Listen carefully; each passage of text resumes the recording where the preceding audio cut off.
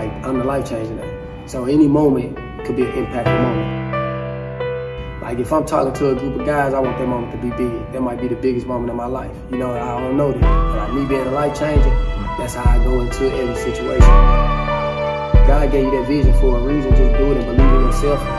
You know, everything else that come with it, take it. You know, you can say one thing to somebody and it change their life forever. Don't worry about sitting on the back of the bus. Just focus on where you're going. Every moment is a life-changing moment. Speak on it, don't hold it in.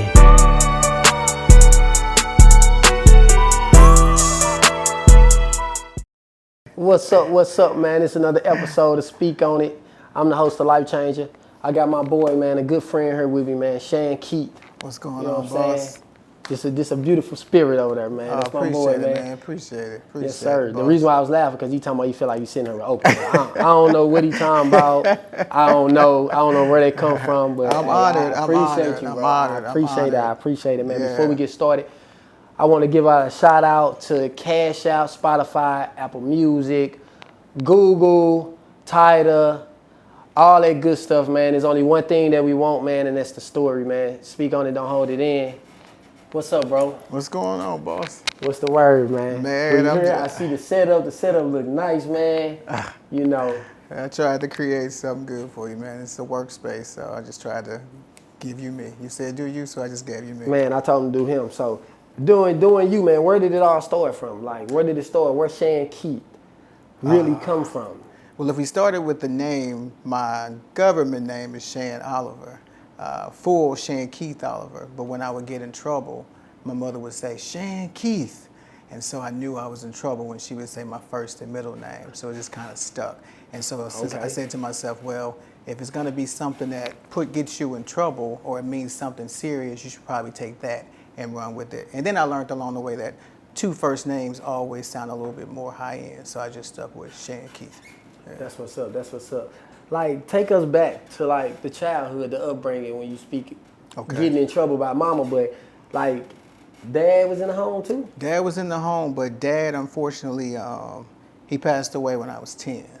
But I was fortunate enough to be blessed with another father a few years later who's been with us for a little over 30 years now. So, that's what's up. Though God, shout out to him, man. Yeah. So God took my biological father away.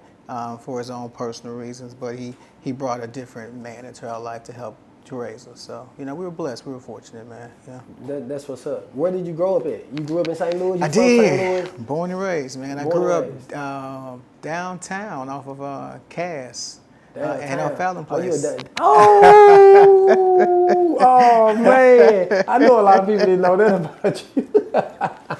Every time people find that out, they're like, you did? Yeah, man. And, you know, I used to teach, so one time we were on a field trip and we passed by Fallon Place, and I told my students, I said, you know, I was raised down here. And they were like, you were? And I said, yeah. I said, you don't have to be a product of where you come from. You just have to, you know, make wise decisions based on where you come from. So I told them this was my beginning, but that didn't have to be my end. So, that's real, man. That's good. And it ain't going to be your end. I can tell you that from what I see and what I know. Hey, you going to major places, man. I appreciate that. And I think it's because of your humble spirit, man. Like I was telling my cousin, man, when I think of you, it's only so many people that's just gonna go straight to the top. Oh, wow. You deal with bumps and bruises, but you going up. Up, yeah. You know what I'm saying? You're not staying still. You going up, and I think you one of them people. I appreciate like they you probably don't understand it. You probably don't, you know, and a lot of them people, they don't understand it. Like, people don't know, like, that they're going to be who they is. Yeah. You know what I'm saying? Who they are. Yeah. At the end of the day, like, I don't think LeBron thought he was going to be LeBron, yeah. Right. You know what I'm saying? Michael Jordan was going to be, and they walk around like, why you pick me? Why me? And yeah. I think somehow you do have a feeling, and you know, and I think others know too when they see, because they see something in you, you know. I feel like we're all at some point chosen by God to do something. It's just a matter of how we maneuver through life to do that thing that he's called us to do, you know. And for me, my mother and my grandmother were both seamstresses. So my mother had 4 children. And of the four, there's one that's does cosmetology, there's one that cooks, there's one that does construction, and then me, I'm a seamster. So everybody's good with their hands. It's just I was the one who was chosen to be the one that, does custom sewing and designing. Like, I ran from it for a long time, but, once you have a gift or once God blesses you with something, you have to just walk into it. And I learned that along the way, man. Just walk into it. That's good, man. See, this brother's so smooth. I can't even get to what he do. You know what I'm saying? Tell the people exactly what you do. Like, what can you do for the industry and what you got to offer, like in terms of like you said, sewing and. So I do custom sewing, tailoring, designing, styling. I also teach fashion design, so I'm an educator. Any suit, wedding dress, prom, tuxedo, anything ready to wear that you would need, I can create that from scratch, So yeah, man. It's from a scratch. blessing. He said from scratch. From scratch, I like that from scratch word because that's when I came in my field. It was from scratch. Yeah, man. From and scratch. I loved it. I walk into everybody a fabric can't do store. that, man. That's true. I walk into a fabric store, and for me, that's like a library for me. I can absorb all of that, and I can see what it can be because I'm a visionary. So just a blank canvas for me, kind of like a painter or an artist. If you just see the blank canvas, you just know exactly what it could be or what the outcome could be. Yeah. That's just a moment of silence, but hey, for real though. But take us through Project Runway. Oh man, so not even being the final of this yet. Okay, just take us through because I know it's emotions and stuff behind it, ups and downs. Yeah. So I have a newfound respect for reality television after being a part of that because you come in. You live well, you eat well, so like everything, you're treated really, really well. But at the end of the day, you have to remember that it's television. They have ratings, they have viewers, and they're trying to keep and obtain those ratings and viewers. So with that, they kind of put you in certain situations to help you kind of get to a certain space in your life. So we were housed with what we considered to have were nannies. So somebody was with you 24/7. We didn't have access to cell phones, telephones, television, or anything of that sort. I was there for Thanksgiving holiday. I didn't get to spend that with my family. But if you think about just those little captivating things alone, that can make a person go crazy. Kind of like imprisonment. I always consider it to be a nice imprisonment system because, again, you're fed well, you're housed well, and you're living really great, but you don't get the luxuries of being a part of the outside world. So even if they gave you a phone call to your family, it was only for 15 minutes, and your nanny was sitting there with you so that you wouldn't tell anything about the show. So all of those emotions and things that they do are to create stressful situations so that you can kind of explode, or so that you can maybe argue with your castmate or feel as if you can't do it because you want out, So it's kind of like you have to really be strong mentally. You have to stay prayed up, for me, in order to make it through a situation like that. So how you balance that out? How did you balance that out in terms of your family? Like, not being there for your family with Thanksgiving to do this? Was it more so because of the passion and the fire was behind what you was trying to do? Or was it more so like this needed to be done? Yeah, that's a great question. I'd say the latter. It just needed to be done primarily because we knew that at some point it had to happen. We just didn't know when it was going to happen. So when the opportunity presented itself, I've been blessed to have a great support system.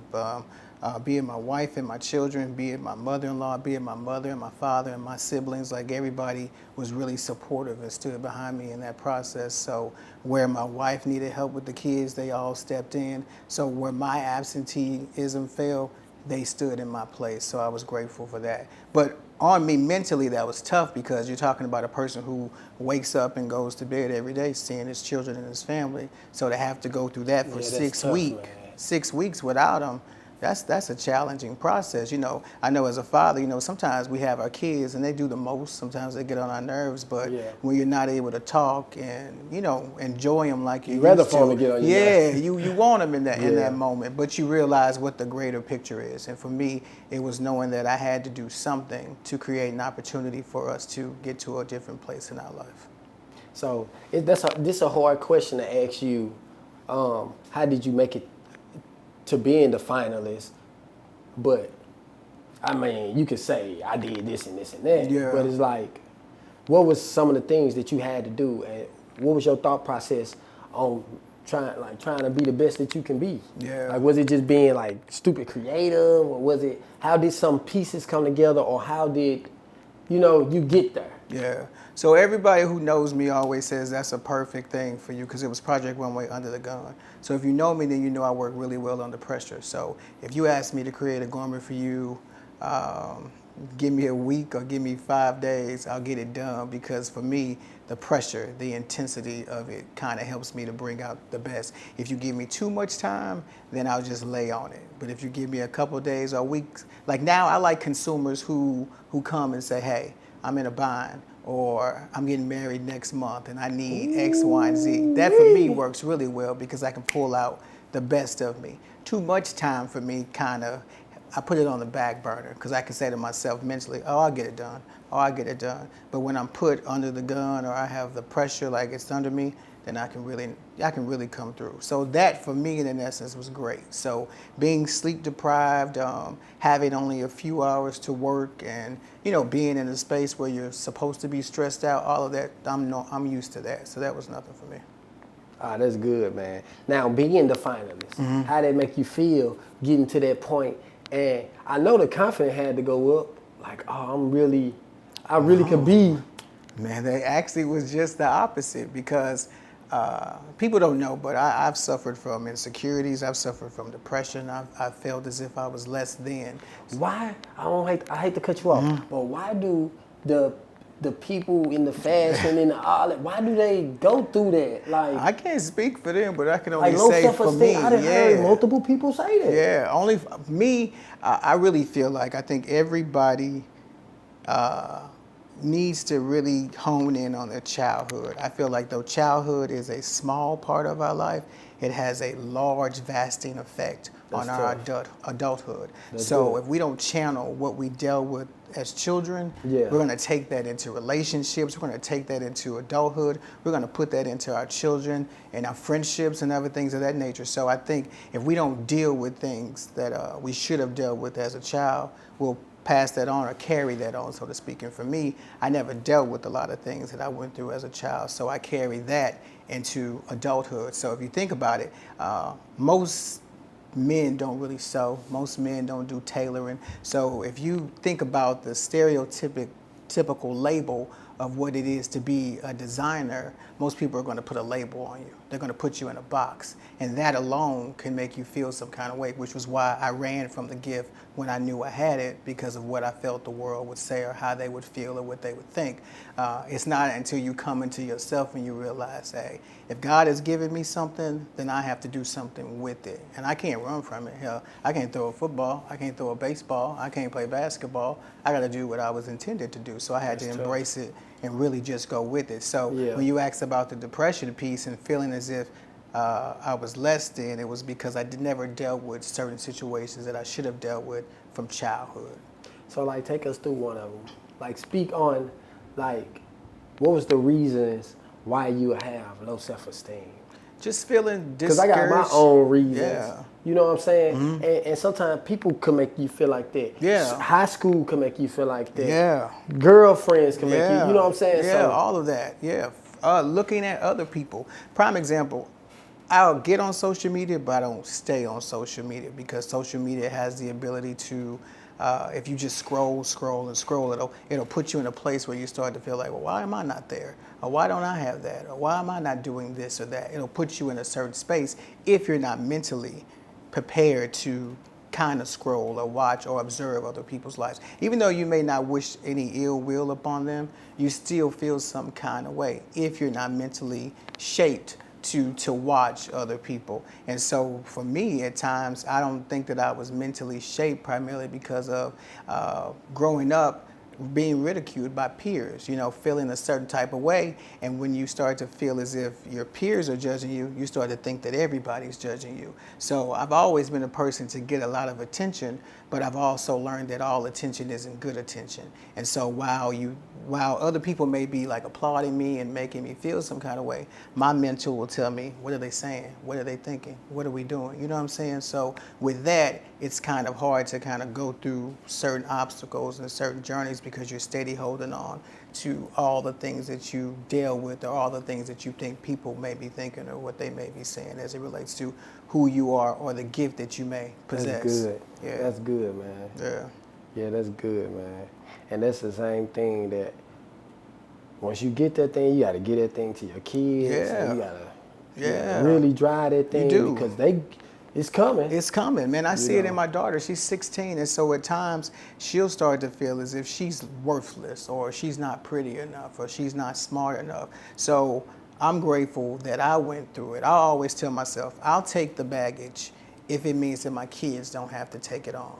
So I'll go through everything that is needed to help them to be a better person. I might not have had anybody to pat me on the back or say, you are this or you can do this, but because I know that, I can now pass that on to my children. So when my daughter says she feels a certain kind of way or she feels like she's not beautiful, what we'll do is we'll write our own words of affirmation on the wall. So every day that you wake up, you look at the wall and you tell yourself, I am amazing. Even if nobody else thinks so. It's all about that internal thing. So if I feel that I'm amazing, then I'll be all right. So if I can pour that into her or pour that into my sons, then I feel like I'm doing all right. I feel like we're doing good. So, that's good. And you is. I appreciate that, boss. And you is. So take us through the STL magazine. STL magazine. How did they come about? Because what did they like reach out? Reach out, or did they see you without you knowing or something like that? All things usually just occur from, I don't really post a lot. And I've never been a person to really brag or boast or anything. Everything has always really been just word of mouth. Somebody else has told somebody else about the gift, or somebody has shared with somebody else about the gift, and they just reach out. And if I feel like it's worth it, then I'll embrace it. So, but with speaking on your question, STL magazine came about that same way. I think some people from either St. Louis Fashion Fund or at the time Alive magazine has shared with them that there are some local designers who are doing great things in the city of St. Louis, and they wanted to reach out. But then there was another one that came about, man, because my daughter went to school with a young lady, and they were friends. And her mother was dropping her off to play, and we had just moved in this house. And when she came in, she said, "Who decorated?" And I was like, "Oh, I did." And then she was like, "Oh, really? Okay." Well, her friend worked at the magazine, and she told her friend that there is a young man who has decorated his home. I think you should interview him, right? Well, the intention was to interview because of the decorations of the home. But when she came here, we started talking. She came down here in this space and she saw this room and she started to ask, "Well, what do you do?" And then the interview went from design interior to design apparel. And that's how we got the magazine article going. So it went from one thing to something else. And that's what when I say a few of them people, that's what I'm saying. Yeah, stuff come your way that you just can't control. That's divine intervention, man. There you go. Divine intervention. Yeah. That's good, man. That's good. So they threw you in there, threw the story in there. Threw me in there, threw the story in there, and the story became not about the house, but about me. And how did that go, like with the story? It Did went they great. bring you traffic, like in terms of people wanting to do business with you? Yeah, man. Like I said, all of the consumers that I deal with have always been word of mouth. So even doing the show, like I got the job teaching based on the show and based on just different articles. A lady heard that I did a show back in 2015, and she brought some of her students to be interns at the show. And when she went back, she went to the school and told them, she's like, "We've got to hire this young man to be our new design teacher." Well, the design teacher at the time wasn't fixed to leave, but through the grace of God, I'll just say, she decided to retire. And with her retirement, they called me. And in their initial call, they were like, hey, we have a position teaching fashion design at North Tech High School. I declined. I said, no, I don't think that's my calling to deal with somebody else's kids or teach them how to make it, basically, when I felt like I hadn't really made it. And it was my wife who said, I think you should do it. I think you should take the chance and do it. So I called them back and I got interviewed, and the rest was history, man. Do you think that decision helped you to get you to where you at now? Absolutely. I used to think, why am I here? What am I doing? But I realized that everything that I was teaching those kids, I needed to know. Even though I had had the schooling, even though I had the education, all of the stuff that I was absorbing to give to them, I was learning myself. I was making connections for them, but that was also making connections for myself. So I have students now who I've taught who assist me with certain garments. You know what I'm saying? I have students who I've taught who've gone on to do great things, who pull me in on, like, I have a student in California, she did like a local news interview, and they pulled me in like through a Zoom, just different platforms that you set up. And you think you're going in for one thing, but I learned that you're really going in to do another thing. Like, I became a father, I became a counselor, I became a friend, I became a great support system, and I was never intended on doing any of those things, but just I hate to keep bringing up God, man, but through the grace of God, Man, it all just made its way. It made it all happen. That's tough, man. Yeah. That's tough. And that's same here, man. Yeah. With God, man. In terms of God, man. You can't do what you're doing without God. You can't, man. You can't even fake it. Even if you try, you can't. Like, he always has his hand in it some way, somehow. Just like, it's just amazing how he just lays that thing out, boss. It's just like, it could even be a situation that you might have ran into 5-6 years ago, and then when it all just comes around full circle, you'll be like, oh, that's why I met so-and-so, or that's why I was at that event. Like, that's why that happened. Yeah. He just lines things up and ordains them like the way it's supposed to be, you know? So that's tough. Yeah. Speaking about God ordaining certain things and lining certain things up, with what you got coming up, like, so I heard you working or about to be working for Tyler Perry Studios. Yeah. How did that come about? Like, what was it like? Was it like a word of mouth thing? It was all word of mouth. It was all word of mouth. Oh man, he got me with that one. I promise, it was all word of mouth. A young lady that went to my church moved to LA. So she started working with Cedric the entertainer and his manager, and they started a show called, it's on now actually, called Johnson's, right? Yeah. So before they started filming, she reached out and she said, hey, we need a wardrobe stylist. Would you be interested in doing it? And I was like, well, when would you need it done? I had never done it before, but she was like, we're gonna start in March. But at the time I was teaching, and I was like, well, I don't know, but we'll see. Well, it didn't come through because they decided to go with somebody locally. They were filming in Atlanta. So when she called me back to tell me that they were going with somebody local, I said to her, well, I have family in Atlanta, so in the event that something else comes about, just let me know. Well, that show went off, and then they started up a new pilot for a new show that they're working on. So she reached back out. She was like, hey, you said you have family. Would you be willing to try this? I just said, yeah. So they said they were going to start in March, but it ended up going until May. And so then me starting that opportunity allowed me to, when I interviewed with them, to meet a young lady who was on the phone who did a portion of the interview. And in that interview, she just spoke very highly of me, though we had never even met.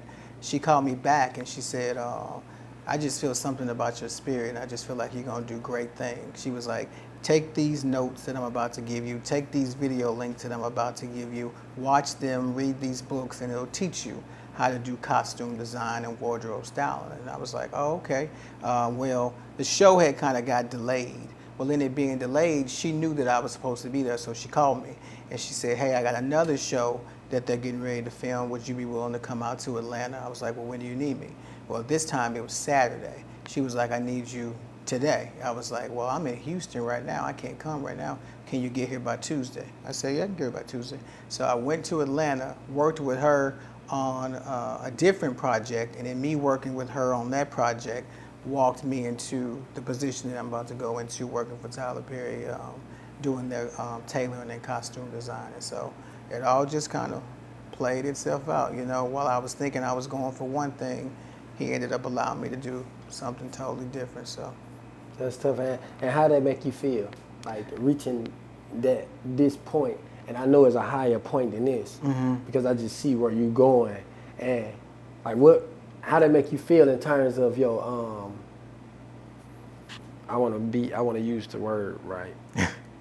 In terms of your confidence. Okay. In terms of your confidence, because you could be on this scale going up and still be shaky with confidence. I don't know if I really could do this. Yeah. This is a higher level. Maybe I can't. I need to stay there. You know what I mean? Yeah. It's amazing, man. When you start off when you're younger, you kind of feel a different drive. But as you get older, I'll just say for me, as I get older, I start to see things a little different now. Like being in my 40s, 41, I started to see things like, I can do this. I got to take this in a different direction. So while if you put me in a room at 26, I may just sit back and absorb the entire room, and I may never let you know that I'm about to do anything. Well, if you put me in a room now at this age, I'm going to go in and do everything I'm not supposed to do, which is why I ended up getting this position, because when I went for the other movie, I was just supposed to be tailoring. Well, I went on set and I started fixing the actors and the actresses' clothes, you know, like on spot. So they thought that I was the costume designer. So it started just to work like that. So that's what I mean. Like now I'm gonna go into a room now and work it a little differently than I would have in the past. So while I may have had confidence issues in the past, I see things different now. I see that I got 3 mouths to feed. I see I got a family to take care of. You know what I'm saying? Bills don't stop. So it's like at the end of the day, it's like I got to make it happen. So now I see things a little different. My lens is a little clearer now. I can see things a little different. That's good, man. That's the perfect answer on the board. Yeah. Yeah, that's good. So what's next for Shankeith? Like, what's next for you? What's the creative thought? What's next? If it's big, small, like what's the future? Well, locally, I'll start first putting together a show for December. Okay. My main line is called Shankeith, but I'm going to launch a new line in December called Disciples. I always knew that somehow, some way, I would like do ministry, but I never really knew how. I knew I wouldn't stand behind a pulpit. I knew that I wouldn't be like passing out pamphlets on the door. You know, I knew that wasn't me, right? But God spoke to me one day and he was like, hey, we're all disciples and we're all just followers of Jesus. And that's a way to explain to people through your gift. And I knew that I loved apparel and clothes. Like I can eat, sleep, and dream about clothes all day long. So I knew that if I had to bridge my gift with my mission, I could merge the two. So what you'll see in the show in December is the launch of the new line called Disciples. So it'll be like kind of casual urban wear coupled with the high-end wear that you're used to seeing me do.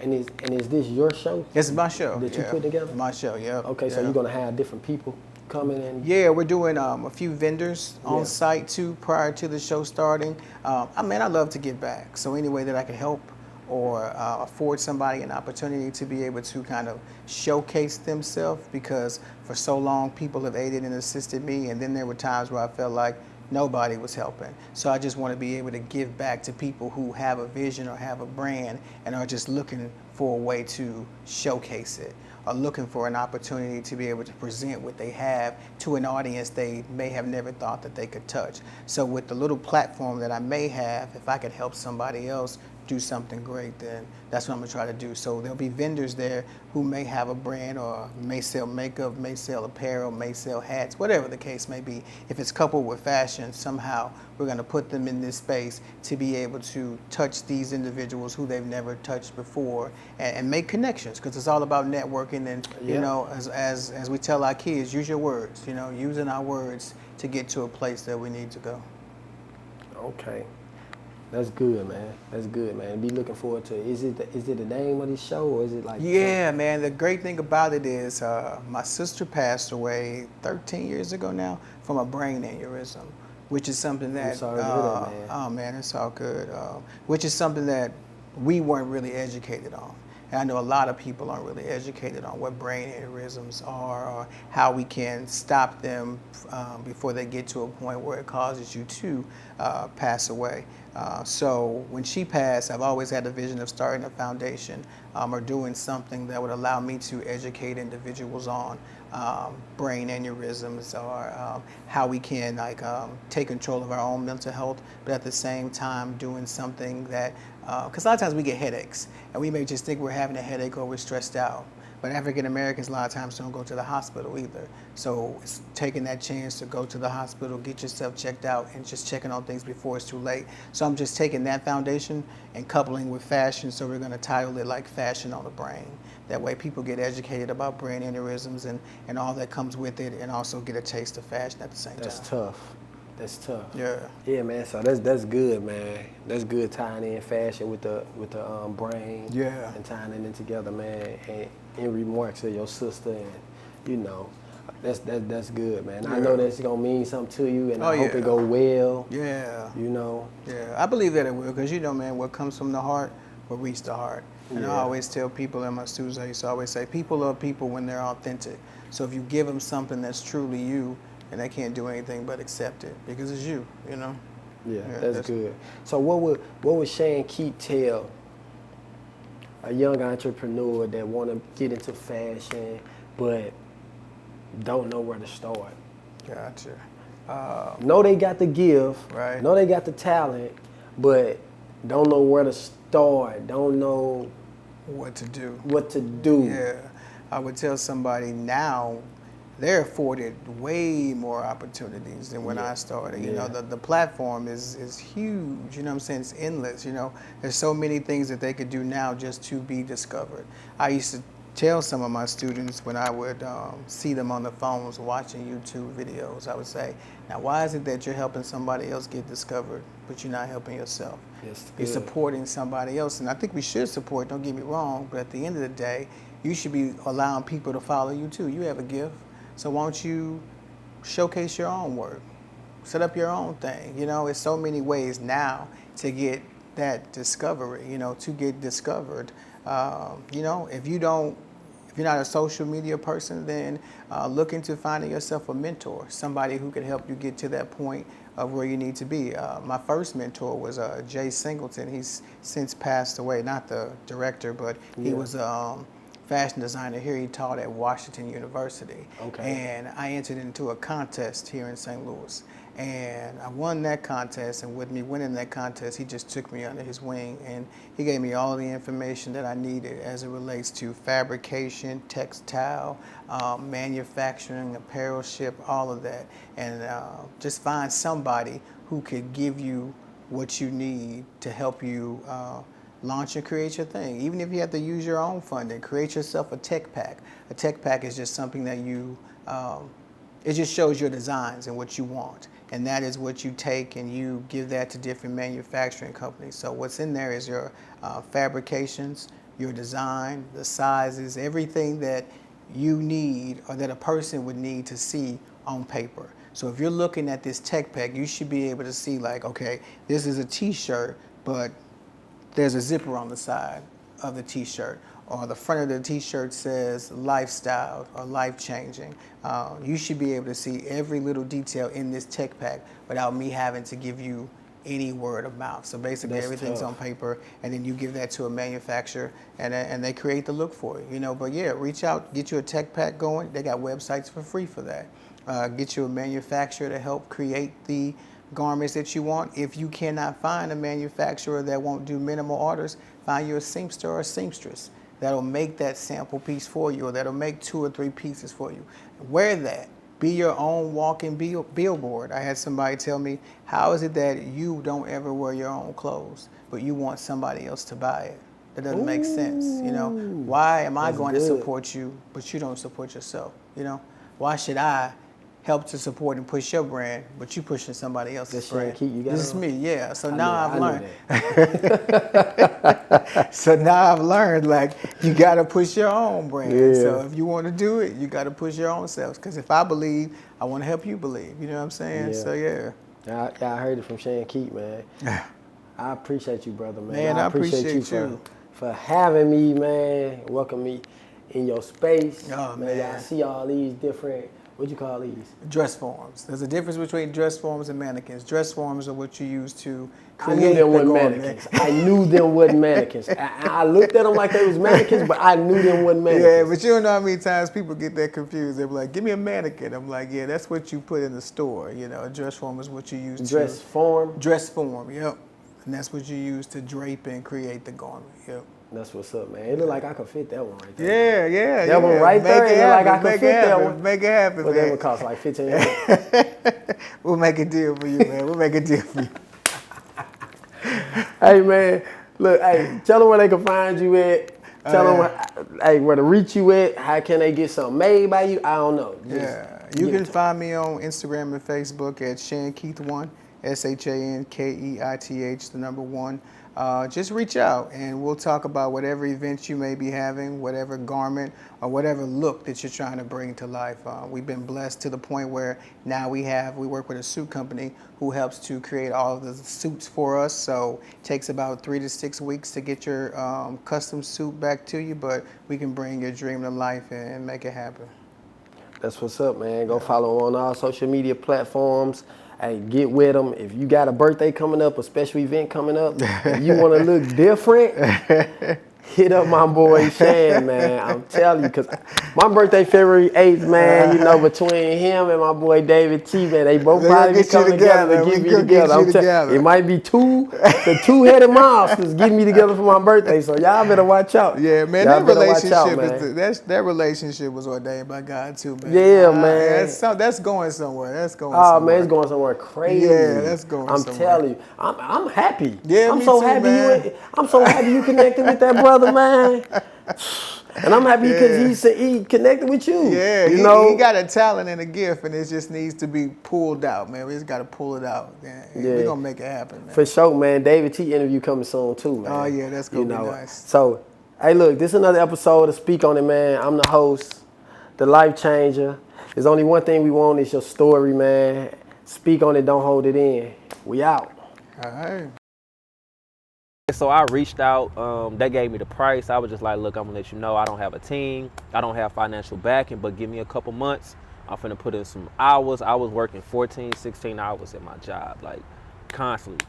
Hit them back like, yo, I got the bread. They was just like, damn, okay. All right, let's do it. You know what I'm saying? I, boom, shot them the bread. Probably like 2 weeks after that, I was actually on my way. I actually was on my way to a date, to be honest. And I'm on the highway, and all of a sudden I get bing, I get that email. I'm like, oh shit, I gotta pull over. You know what I'm saying? Because I saw his name. I was like, this. Pulled over? Yeah, because I'm like, this might be the verse. I'm like, hold on. Oh, me, this might be the verse. I'm playing it, then I'm hearing him just singing and stuff. I'm just like, yo, I got teary-eyed because it's just like, when you work hard for something, and it's somebody that you've been like idolizing and that you grew up listening to, and just like for them to be on the same song as you, that's like,